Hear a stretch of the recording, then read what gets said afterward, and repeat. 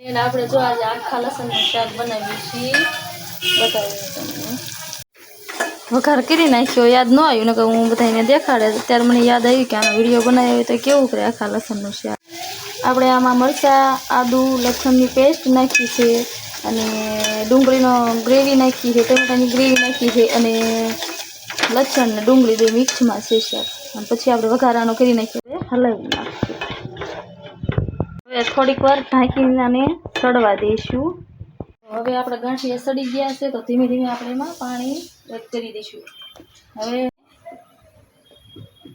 હલાવી નાખશું, થોડીક વાર હલાવી અને આ ઉકળવા દેવાનું એટલી વાર જ્યાં સુધી આપણા ગાંઠિયા સડી ન જાય ને લસણના, ત્યાં સુધી આપણે એને ઉકળવા દઈશું.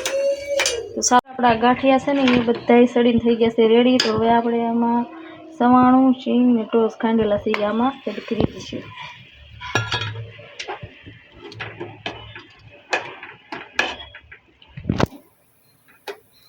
થોડીક વાર હલાવી નાખો, હલાવીને વળી થોડીક વાર સડવા દઈશું.